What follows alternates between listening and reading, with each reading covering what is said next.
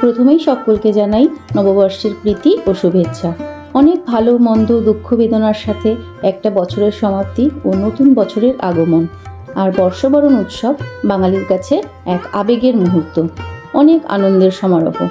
আর এই পয়লা বৈশাখকে আরও স্পেশাল করে তোলার জন্য আজ আমি আয়োজন করেছি নববর্ষ ভুরিভোজ স্পেশাল থালি। এই থালিতে আছে বেগুন বড়ি দিয়ে পাবদা মাছের ঝোল, মাছের মাথা দিয়ে সোনা মুগ ডাল, দই কাতলা, কচু পাতা দিয়ে চিংড়ি, লেবু লঙ্কা মুরগি, আরও অনেক কিছু। প্রথমে আমি কচু পাতা দিয়ে চিংড়ি বানাবো। আর এই রান্নার জন্য লাগবে দুধ বান কচুর পাতা। কচু পাতার এই মোটা ডাঁটির অংশটি কেটে বাদ দিয়ে দিতে হয়। আমি কচি দেখে 10 থেকে 12টা কচু পাতা নিয়েছি। এবার পাতাগুলো থেকে ডাঁটি কেটে বাদ দিয়ে এইভাবে সবগুলো পাতা একটার ওপর আরেকটা রেখে তারপর পাতাগুলো মুড়িয়ে নিয়ে কুচি কুচি করে কেটে নেব।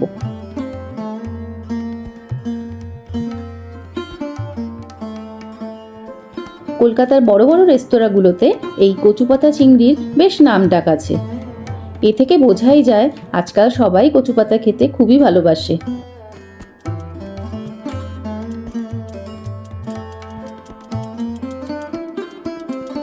এবার এই কচু পাতাগুলো গরম জলে 10 মিনিট সেদ্ধ করে নেব। একটা লেবুর রস ও 2 চামচ নুন দিয়ে দেব। এতে পাতাগুলো নরম হয়ে যাবে আর গলাও ধরবে না। পাতাগুলো ঢাকনা ছাড়া সেদ্ধ করলে পাতার সবুজ রঙটা বজায় থাকবে। 10 মিনিট হয়ে গেছে, গ্যাসটা বন্ধ করে দিচ্ছি। জলটা একটু ঠান্ডা হোক, ততক্ষণে চিংড়ি মাছগুলো বেছে পরিষ্কার করে নিচ্ছি। আর চিংড়ির পিঠের দিকে এইভাবে কেটে কালো সুতো মতো অংশটা বাদ দিয়ে দিতে হবে। এটার জন্যই প্রধানত পেটের সমস্যা হয়ে থাকে। এখানে 300 গ্রাম চিংড়ি হয়েছে। এবার একটু নুন আর হলুদ দিয়ে চিংড়িগুলো মাখিয়ে নেব। এবার 2 চামচ পোস্ত, 2 চামচ সাদা ও কালো সর্ষে আর অর্ধেক মালা নারকেল আর 5টা কাঁচা লঙ্কা সব আলাদা আলাদা করে মিহি করে বেটে নেব।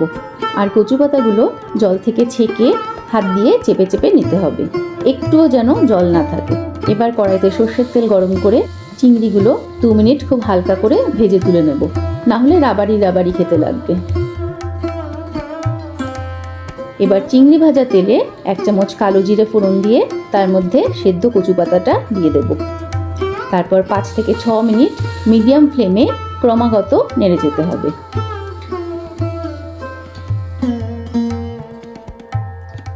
এরপর 1 চামচ নুন আর হলুদ দিয়ে আরেকটু নেড়ে নারকেল আর কাঁচা লঙ্কা বাটাটা দিয়ে দেব। নারকেল আর কাঁচা লঙ্কা বাটা দিয়ে 5 থেকে 6 মিনিট মতো মাঝারি আঁচে ক্রমাগত নেড়ে যেতে হবে। কিছুক্ষণ ভাজার পর নারকেলের থেকে খুব সুন্দর একটা গন্ধ বেরোতে শুরু করবে। তারপর এর মধ্যে পোস্ত বাটা দিয়ে আবারও 4 থেকে 5 মিনিট মতো নাড়তে থাকবো। এবার সর্ষে বাটা ছাকা জলটা দিয়ে দেব। আমি এখানে সর্ষে বেটে সেটা জল দিয়ে ছেঁকে সেই দ্রবণটা ব্যবহার করেছি।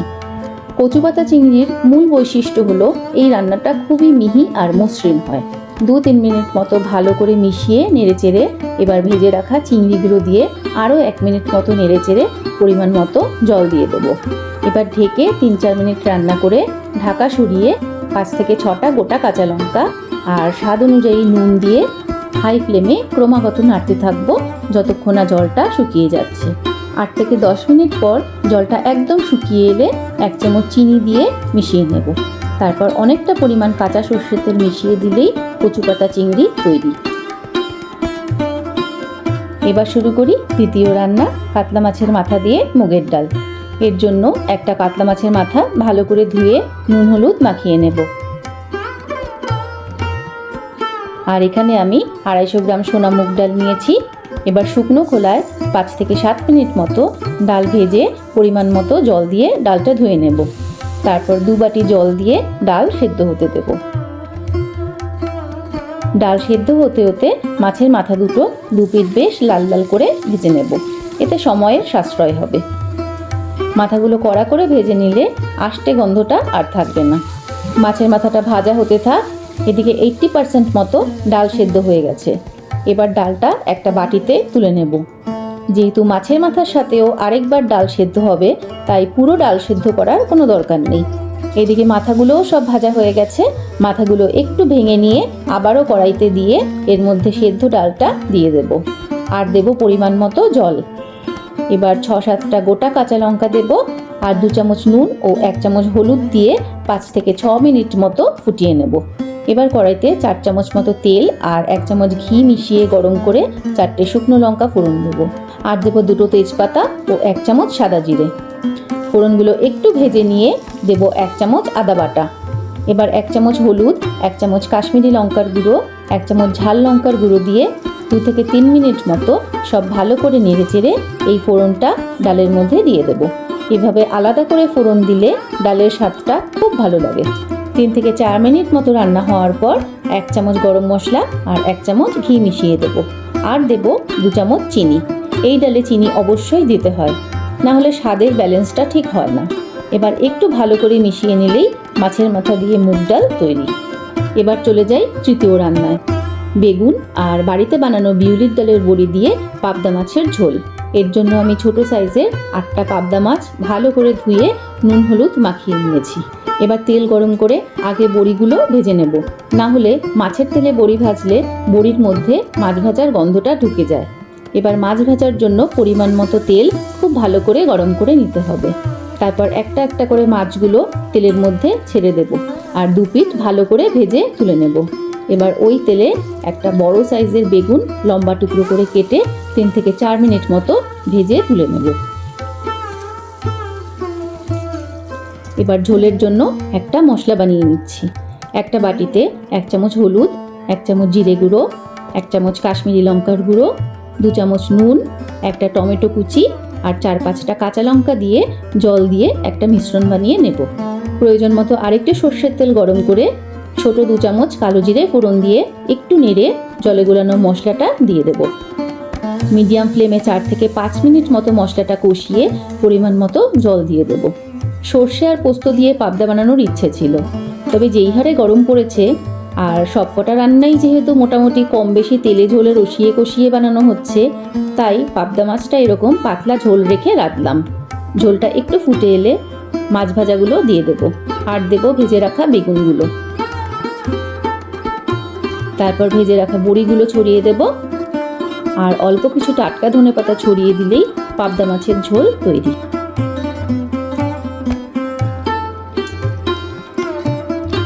এবার শুরু করি চতুর্থ রান্না, দই কাতলা।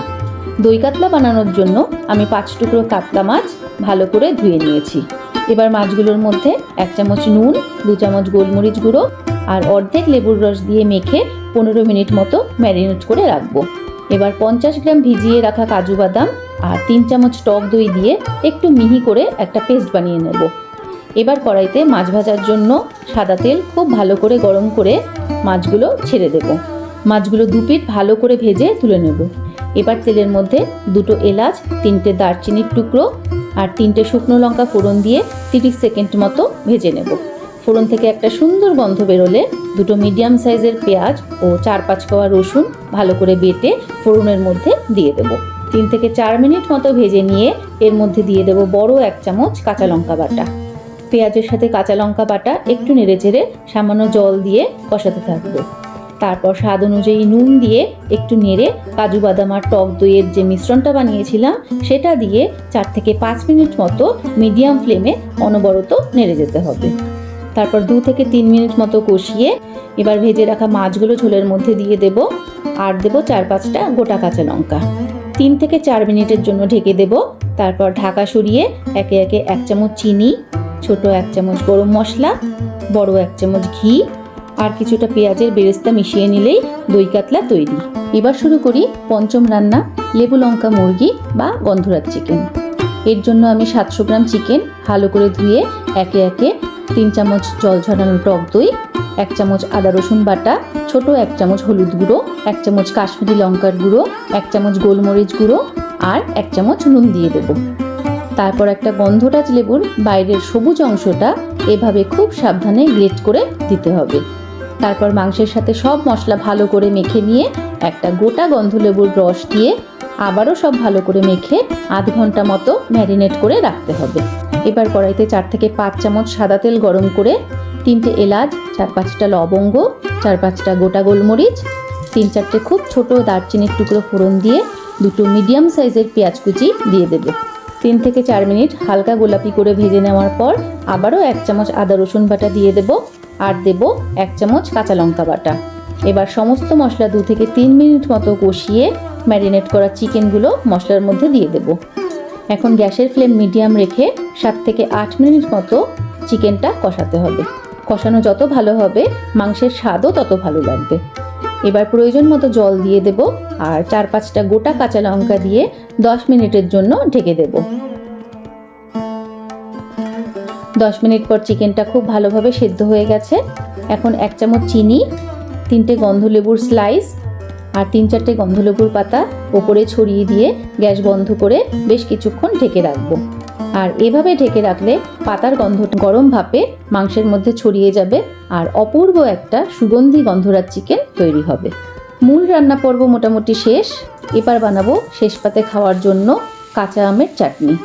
লম্বা লম্বা করে আম কেটে একটু ভাপিয়ে নেব, তারপর কড়াইতে সর্ষের তেল গরম করে শুকনো লঙ্কা আর 5 ফোড়ন একটু ভেজে আমগুলো দিয়ে দেব। একটু নেড়ে নিয়ে তারপর সামান্য নুন আর হলুদ দিয়ে দেব। জলটা একটু ফুটে এলে 150 গ্রাম চিনি, সামান্য কাজু আর কিশমিশ দিয়ে 15 মিনিট মতো ফুটিয়ে নেব। এগুলো হলো মেদিনীপুরের বিখ্যাত গয়না বড়ি। আর এই বড়ি পোস্ত ছড়িয়ে তার উপর ডিজাইন দিয়ে দিয়ে বানিয়ে শুকোতে হয়। 2 মিনিট মতো ভেজে গয়না বড়িগুলো তেল থেকে তুলে নেব। বাজার করতে গিয়ে চোখে পড়ে বকফুল। এই সময়ে বকফুল দেখে বেশ আনন্দ পেয়েছিলাম। ময়দা, বেসন আর চালের গুঁড়ো দিয়ে ব্যাটার বানিয়ে বকফুলগুলো ব্যাটারে চুবিয়ে মুচমুচে করে বকফুলের বড়া ভেজে নিচ্ছি। এই বকফুলের বড়া দারুণ লাগে খেতে। এখন পাটপাতার সিজন, আর পাটপাতার বড়া যে কি ভালো লাগে খেতে তা মোটামুটি সবাই জানে। আমি একদম মাথার দিকের পাতাগুলো নিয়ে ভালো করে ধুয়ে নিয়েছি। এবার লম্বা লম্বা পাতাগুলো ব্যাটারে ডুবিয়ে এভাবে তেলে ছেড়ে দেব। মিডিয়াম ফ্লেমে 5 মিনিট মতো ভেজে নিলেই মুচমুচে পাটপাতার বড়া তৈরি। এবার লম্বা লম্বা বোটা শুদ্ধ বেগুন আর করলা একটু নুন হলুদ মাখিয়ে ভেজে নেব। উচ্ছে বা করলা একদম শেষে ভাজতে হয়, না হলে সব তেল তেতো হয়ে যায়। আমি সবসময় ভাজাভুজিগুলো শেষের দিকেই করি, তাহলে অনেকক্ষণ গরম আর মুচমুচে থাকে। এবার লাল শাক ভেজে নেব।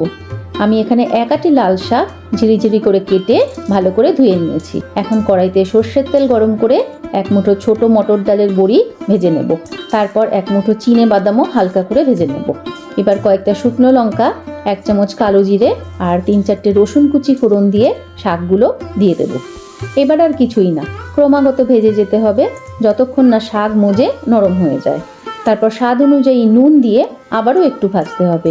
শাক যখন পুরোপুরি ভাজা হয়ে যাবে তখন ভেজে রাখা ডালের বড়ি আর বাদাম দিয়ে শাকের সাথে সব ভালো করে মিশিয়ে নিয়ে শেষে অল্প চিনি দিয়ে নেড়ে চেড়ে নিলেই লাল শাক তৈরি। এবার শেষে গন্ধরাজ লেবুর ঘোল বানাবো। এর জন্য মিক্সিং জারে 200 গ্রাম টক দই দিলাম, স্বাদ অনুযায়ী বিট নুন দিলাম আর দিলাম 100 গ্রাম চিনি। এবার 1 গ্লাস ফ্রিজের ঠান্ডা জল দেব। একটা গন্ধরাজ লেবুর খোসার সবুজ অংশটা এভাবে গ্রেট করে দেব। তারপর 1 মিনিট ব্লেন্ড করে নেব। ব্লেন্ড করা হয়ে গেলে 2 টুকরো গন্ধরাজ লেবুর রস দিয়ে একটু নাড়িয়ে নিলেই গন্ধরাজ লেবুর ঘোল তৈরি। মাটির গ্লাসে ঘোল ঢেলে ওপরে আরেকটু লেবুর খোসা কোরানো আর একটু বরফ কুচি দিয়ে দেব। গরমের সিজনে এই এক মন প্রাণ জুড়োনো অপূর্ব সাবেকি শরবত। আমার রান্না পর্ব শেষ হলো, এবার থালি সাজিয়ে নেব। আমি একটু সাবেকিয়ানার মতে মাটির থালা বাসনে সব খাবার পরিবেশন করব।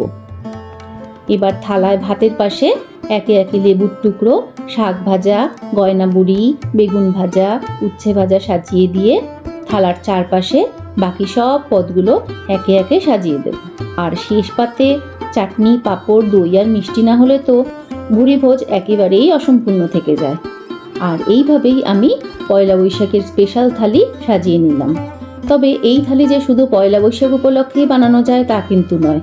জন্মদিন, আইবুড়ো ভাত, জামাই ষষ্ঠী বা যে কোনো শুভ অনুষ্ঠানেই এইভাবে থালি সাজিয়ে প্রিয়জনদের পরিবেশন করা যায়। আর একদম 5 তারা রেস্তোরাঁর মতো আমেজ ঘরোয়া পরিবেশে সহজেই অনুভব করা যায়। তাহলে আমার আজকের এই প্রচেষ্টা তোমাদের কেমন লাগলো অবশ্যই কমেন্ট করে জানিও। ভালো লাগলে লাইক, কমেন্ট ও শেয়ার করো। সবাইকে আবারও জানাই শুভ নববর্ষ। নতুন বছর সবার খুব ভালো কাটুক।